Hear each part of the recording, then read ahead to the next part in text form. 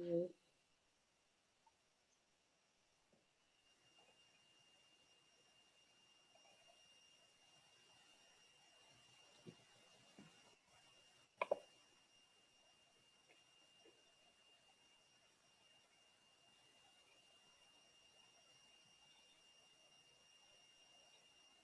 Okay, I'm sorry. Good afternoon. Good afternoon. Good I'm afternoon, really glad. everyone. Good afternoon. We are so happy that you stayed just a couple of minutes for us, but we're here now.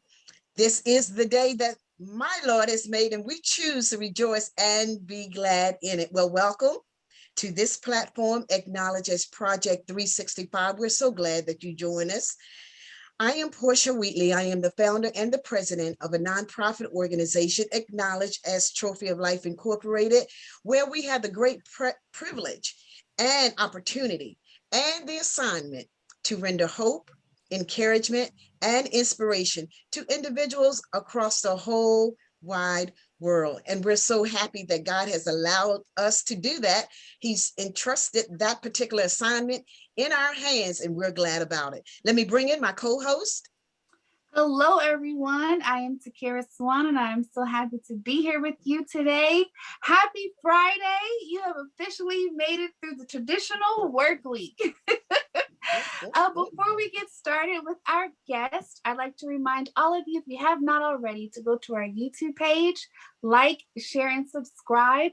With your help, we bring hope, encouragement, and inspiration to the entire world. It's amazing. The entire world. The entire world. Think about that for a second. The entire world.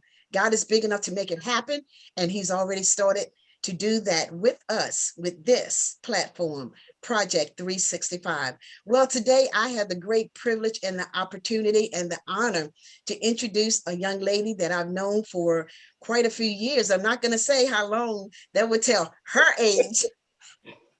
It would tell her age, her age. But I tell you what, her mother and my mother, they were great friends, great Christian women of God, holy women. And I tell you, I'm grateful for the product that they produce in the persons of she and I. Today, our topic is talking, she's going to share with us regarding breast cancer. She experienced breast cancer, the highs, the lows, the in between, the emotions, the physical pain, all of that. But she's going to share with us. And I want you, the audience, you have to take the responsibility to share this video with other women who have breast cancer or those who have had it, because there may be some long-term effects, there may be some after effects, you don't know their emotions, not just their physical pain, but their emotions as well. So it's much that I don't know because I've never experienced it, but that's what Project 365 does. We bring individuals who have had situations from A to Z.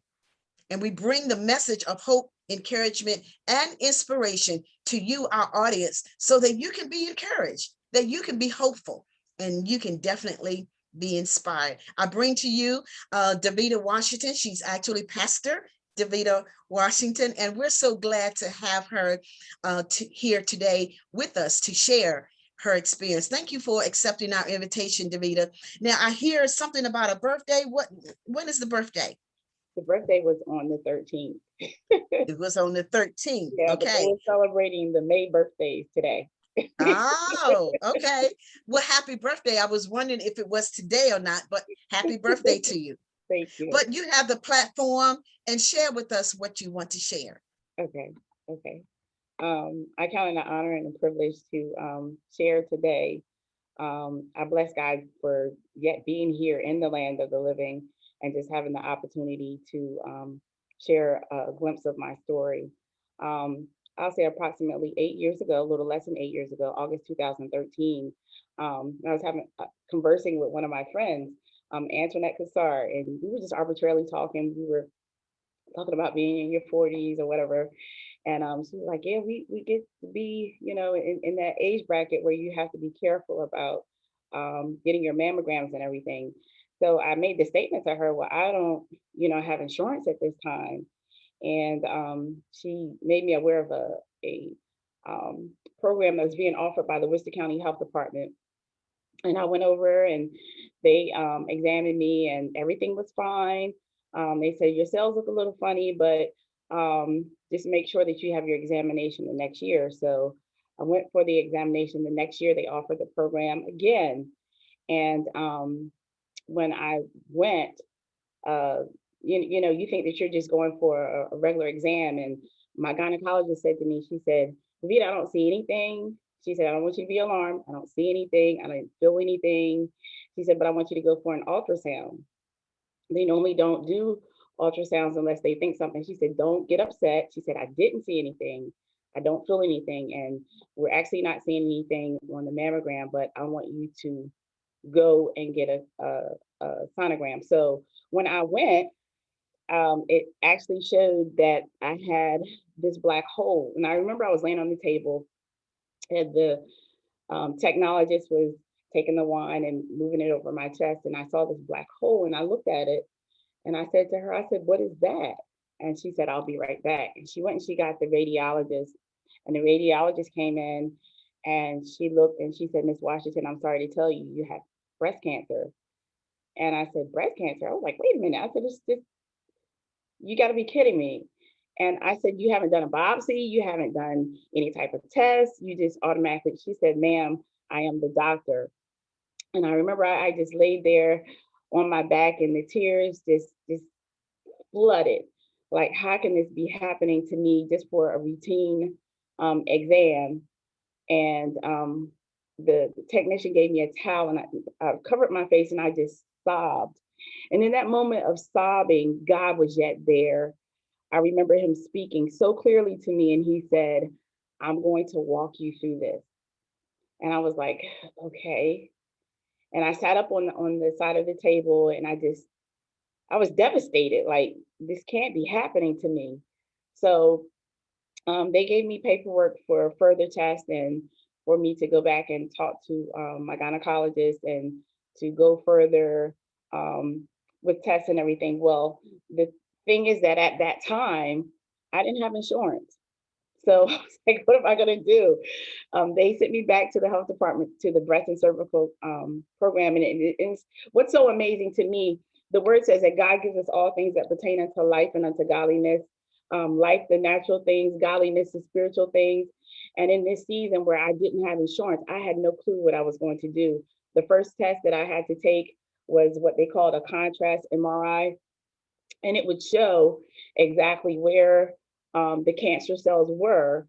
And if it had spread to my lymph nodes. When it spreads to your lymph nodes, that means that it can go anywhere, to any organ in the body. So long story short, going back to the health department, Dawn Richardson interceded for me. And she said, Davida, it takes about 30 days. She said, but we're going to work on it. She said, your first test, it costs $1,000. And I said, I don't have it. And she said that contrast MRI you have to have because they need to find out where this cancer has gone. So she said, take $100, put it down, and we're going to ask them to make your insurance retroactive. Instead of 30 days, it was 10 days. The Lord blessed me with complete insurance to cover everything. And the $100 that I paid, they gave it back. And I just was blessing God for that. And I know a lot of times people are in situations where they don't have insurance, but those are the times that we begin to pray. Because I say, Lord, you said you walked me through this. I don't have insurance. What are we going to do here? So I thank God for people like Dawn that God had put in place to get the insurance. Antoinette was there to be instrumental and go get the test.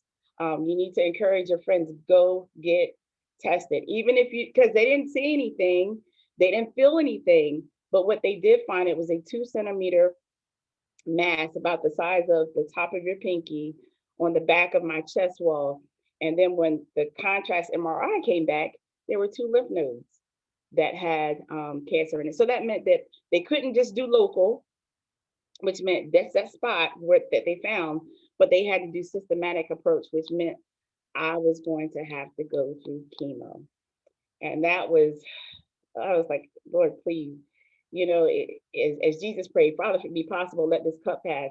That's what I was saying in my heart. Like, Lord, is there any way around it? And my surgeon, I thank God for the team I had, Dr. Walker, my oncologist, Dr. Kerbin, my radiologist, all of them were believers. And Dr. Walker said to me, he said, Davida, half of the battle is your faith. And he said, then the science will do the other piece. He said, I'm going to do my piece with the science. We're gonna knock this out of the park, but you got to believe that you can come through this. And going into this with the understanding that for every cancer, there isn't always an antigen. I was blessed that even at my age, even though it was an extended type of breast cancer, they did have a match. But that match meant a 414-day discourse of treatment, which meant over a year. I started in December 2013. I did not finish until January 2015. And God walked me through that whole um, discourse. When I look back at it, you know how you look back at some things and you just know that it was God that carried you through that. My first chemo treatment was with something that they call the red devil, and it literally looked like two long vials. They were red, and every 15 seconds they're pushing what they call doxorubin into your system, and it goes through your whole blood system. I hallucinated. I couldn't sleep. It even turns when you urinate, it turns your urine like almost like red or orange, and you have to flush a couple times. It really goes through your system and it slows everything down. One thing about the chemo, it does not discriminate with cells. It destroys everything in its way. So when I would go get treated on a Thursday, I would go back on Friday and get steroids. I would not really be coherent until the next Tuesday. And this was every other week for 2 months, December and January. And it was nobody but God. I can remember wrapping myself in a comforter and I said to God after the first treatment, Lord, just let me fall asleep. And I remember when I fell asleep, I fell asleep for 2 hours. And then it's like, I kept running to the bathroom, kept running to the bathroom. And I wrapped myself in a comforter again. And I said, God, just don't let me lose my mind. Let me hold on to my sanity. And I can't describe what it feels like to be between heaven and earth. You're here, but you're not gone.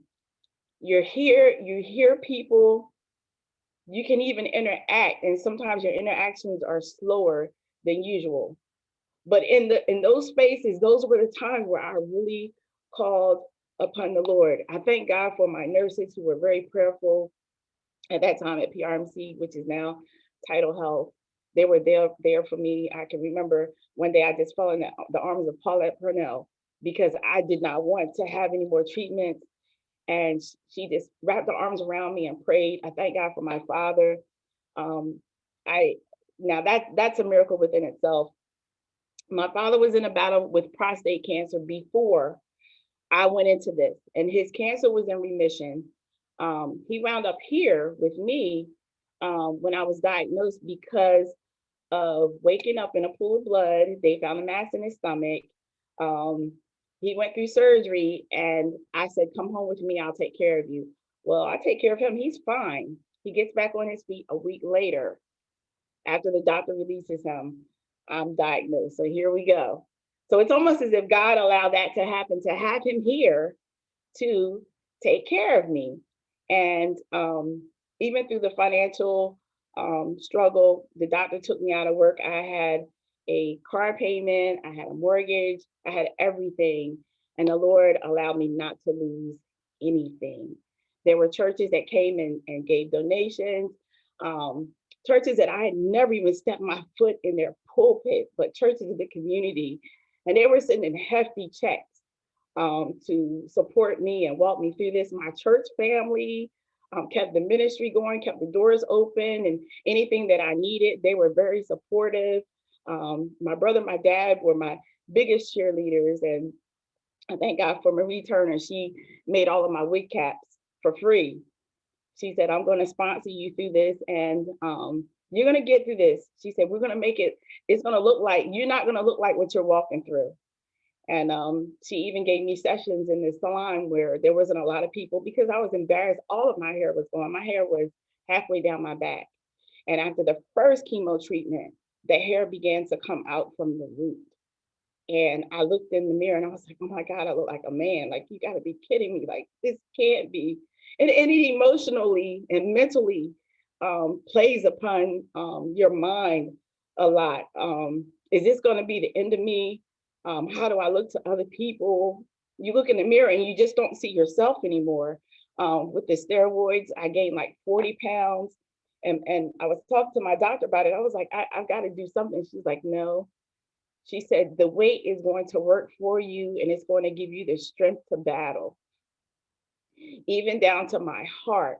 If someone that was 10 years older than me had taken the same treatments that I had, their heart would have stopped.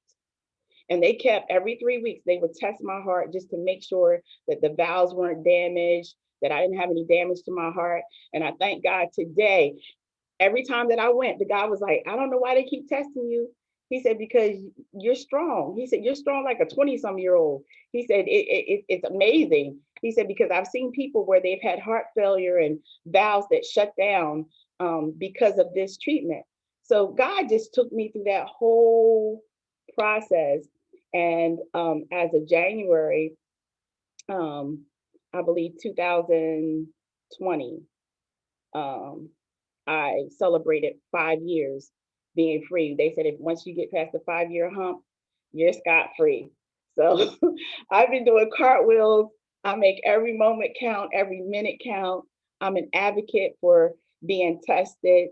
I'm an advocate for you supporting other people that are walking through that.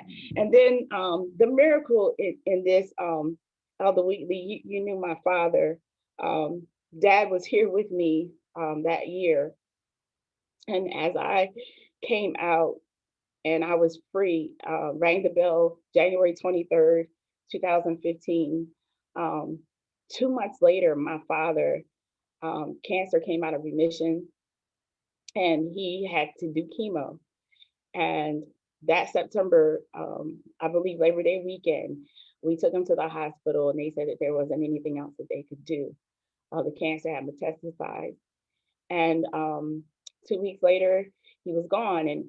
And how he left here, he had a seizure. He had brain lesions. And that 2 weeks, it was 13 days time, the lesions that they saw when he first came in that Labor Day weekend, the lesions had doubled in number and in size. And the cancer had just went all over his body and he left, he went home to be with the Lord. Subsequently, my brother and I went to his house in Baltimore and I found some medical records that really just blew me away. I was diagnosed August 2013. The records I found was from July 2013, which stated he had brain lesions then, which meant that the brain lesions that he had in July 2013, God contained them until 2008, which is over 2 years. He contained them. And then at the appointed time, he just allowed them to have, his body, it was his time to depart, his time to leave. His work was done. It was almost as if God contained that for him to take care of me, to walk me through that. And every time I think about it, my heart just gets filled. What great love my dad had for me, but what great love God had for me to orchestrate it all that I could be here today. So let someone know, even in sickness, have hope. God will send help. He will send funds. He will send insurance. He will send whatever is necessary for you to walk through whatever you need to walk through. The word says he causes me to triumph. The fight is fixed so that we all can win. Amen. Amen. So that we all can win. God, ooh, your natural father has much love, but your spiritual father cannot even be compared to it. Yeah. I know this stage is for believers and non-believers. So we're going to set that to the side for a moment and just tell us, how did you feel once you were diagnosed and mom not being there? Because there are many women whose mother is not there when they get the diagnosis, and the fact that you're a single woman. So it's not that you could run to your husband and, lean on his shoulder. What were your emotions or your thoughts then? The adversary was like, okay, this is it. Who would even desire you now, that this has happened to you? And I can remember I have pictures when all of my hair came out and it was like this one long strand hanging on. I was like, okay, that looks like an alien. Like, you gotta be kidding me. Really played on your self-esteem. But I thank God for the people that God placed around me. It's funny, God's timing, his timing is infallible. When I was diagnosed,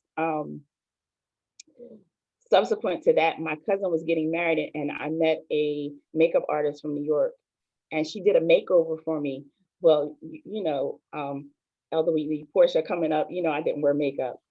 But for that wedding, she actually showed me how to put the makeup on. And I was like, okay, this isn't so difficult.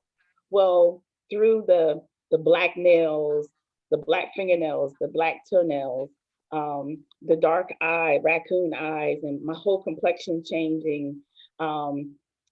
Marie Turner, Pastor Marie Turner, was such an instrument in helping me hold on to my self-esteem as a woman.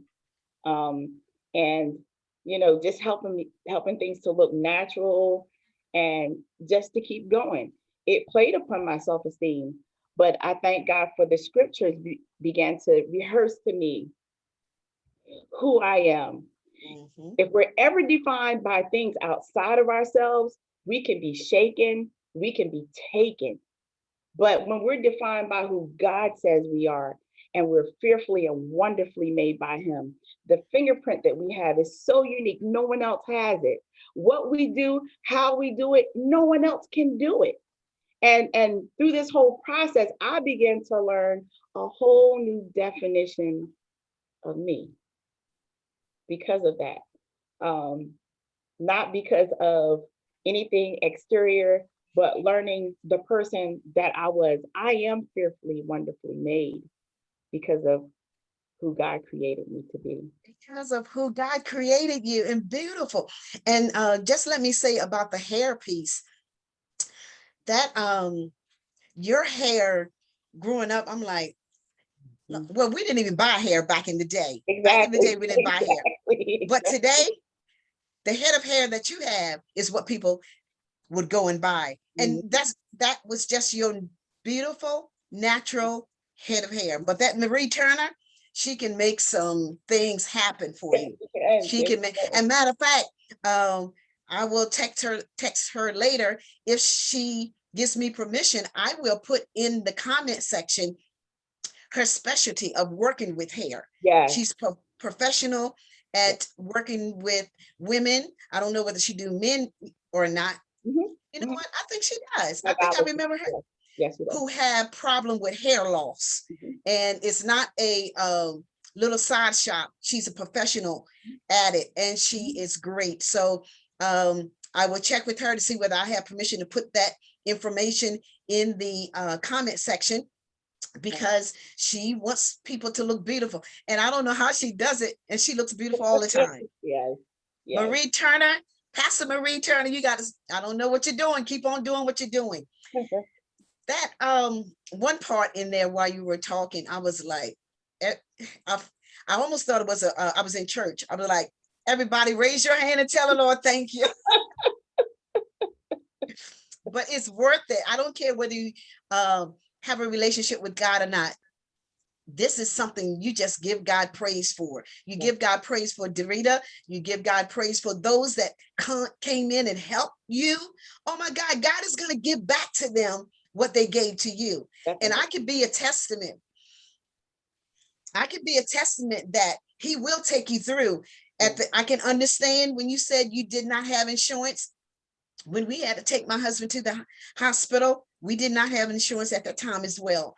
There was someone that would give us $300 a month. And I don't know to this day who that was. And then they thought 300 is not enough. So they began to give us $500 a month. And it was only God. And like I said, to this day, I don't know who it was, but I definitely pray for them that God will replenish, will restore unto them that which they've given out. So I'm telling you, trust God, because I can imagine evangelist Naomi Washington, girl, she would be there, tongues, dance, all of it. Yes. I'm telling you, on the altar, but we cannot hide who we are. We trust in God. We're spiritual beings. We just cannot hide it. We belong to him. He's in us. Let's live the life that we can just for him. Amen. You guys are gonna make me tear up. I can't take testimonies like that without getting a little teary-eyed. But first, I just want to say, can I just say congratulations for being cancer-free? That is such a big deal. Congratulations. I am so happy for you.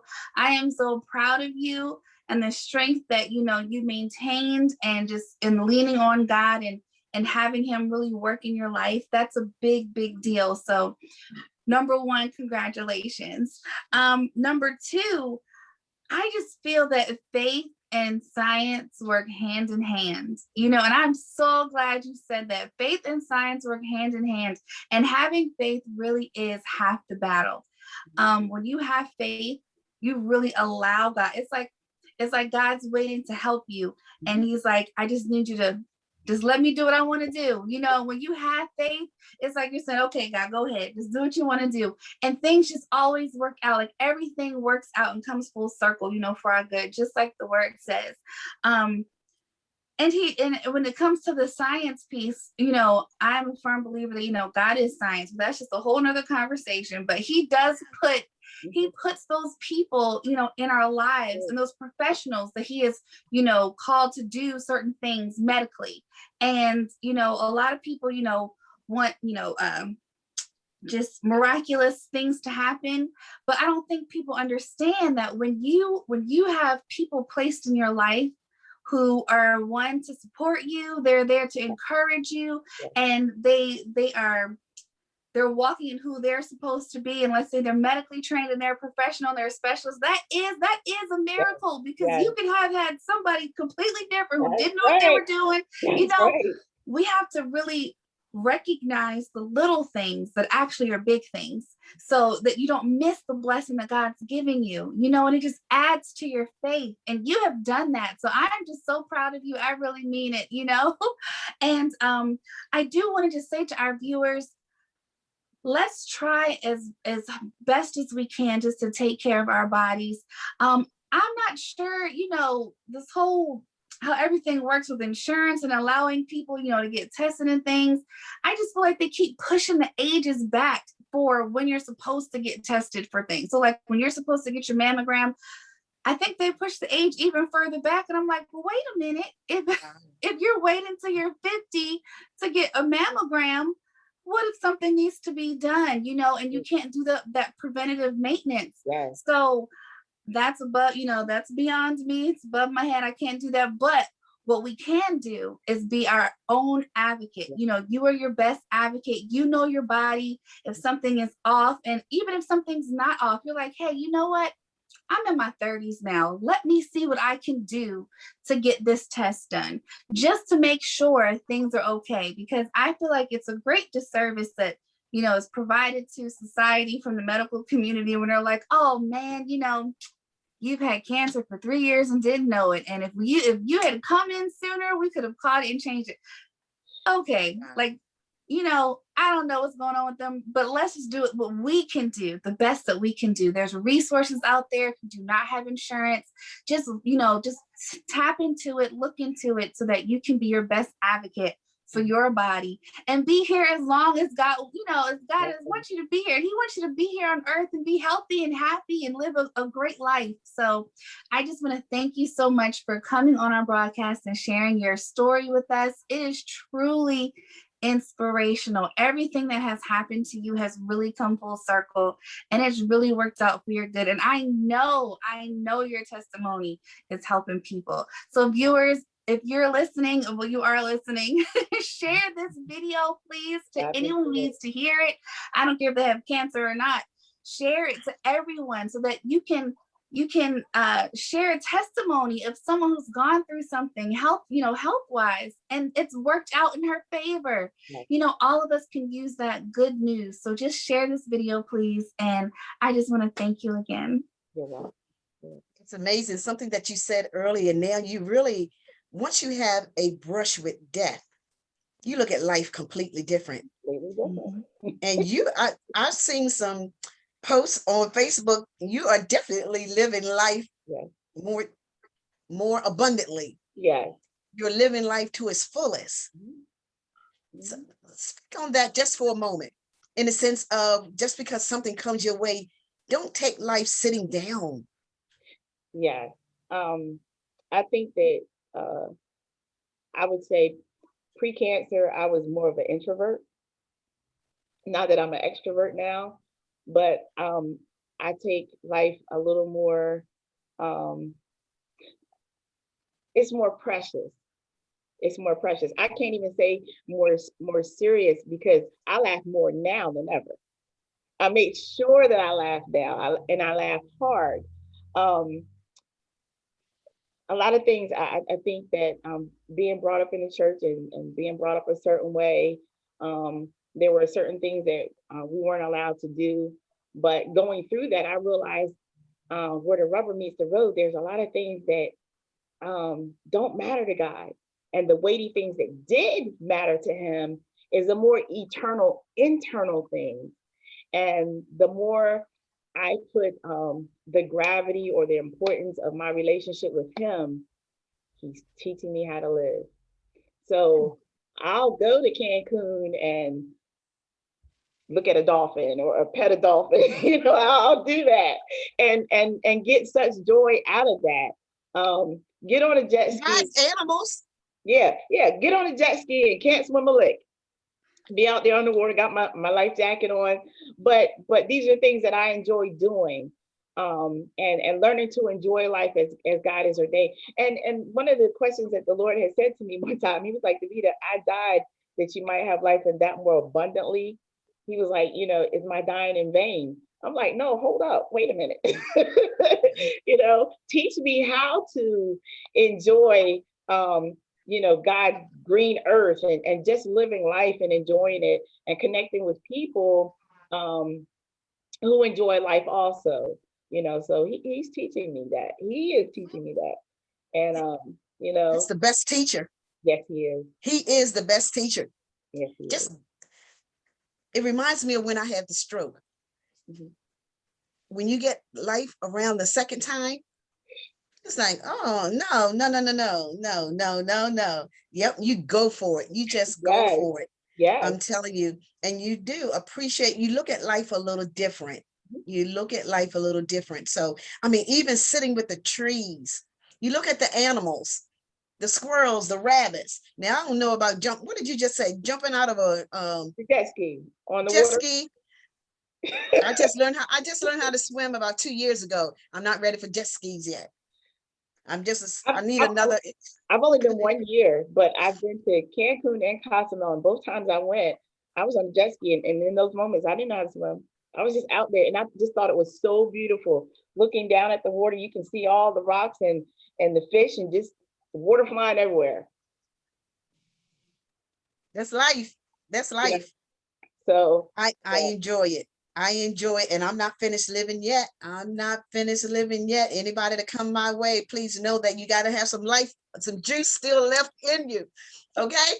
Anywho, on that note, we shall Thank you again, Davida. I really, really appreciate it. And to our audience, I'm thanking you in advance that you're going to share this with someone that could really would really need this word of hope, encouragement, and inspiration. God bless you until we meet again, which will be tomorrow at 1. Blessings.